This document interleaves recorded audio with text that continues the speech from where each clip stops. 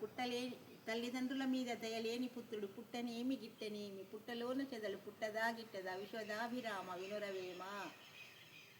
ఈ కాలంలో తల్లిదండ్రుల మీద దయ ఉండలేదు, అంటే పుత్రులు ఉంటున్నారు కానీ దయ లేనప్పుడు ఆ పుత్రుడు పుడితే ఎంత పుట్టకపోతే ఎంత, వాడు ఒకటి అది అందుకే పుట్ట చెదలాగా పెడుతుంది, అది ఎంత ఎత్తుగా పెట్టినా కూడా దాంట్లో మళ్ళీ రాలిపోతూనే ఉంటుంది వర్షం వచ్చి.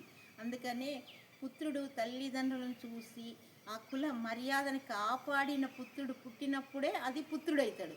కానీ మామూలుగా ఎంతమంది పుత్రులు ఉన్నా పుత్రులు కాదు, అది పుత్రోత్సవము అనే ఉత్సవం కూడా జరగదు. సంతోషంగా తల్లిదండ్రులను చూస్తూ ఆ కుటుంబం యొక్క విలువ గౌరవము వీళ్ళు పోయిన అనంతరం కూడా తన మర్యాదను కాపాడగలిగే స్థితిలో ఉన్న పుత్రుడు పుట్టినప్పుడే ఆ కీర్తి, ఆ పుత్రుడి యొక్క ఆనందము ఒక 3 తరాల వరకు ఉంటుంది. ఇది మన పూర్వకాలంలో ఆ పుత్రుడిని కోరుకున్నది వాళ్ళు. కనుక అటువంటి పుత్రుడైతేనే మనకి మోక్షగతులు ఉంటాయి. కానీ మామూలు పుత్రులు పుట్టినా ఒకటే, పుట్టకపోయినా ఒకటే. ఈ కాలంలో దాదాపుగా ఎక్కువ మంది ఇలాంటి స్థితిలోనే ఉన్నారు. ఓం తత్సత్.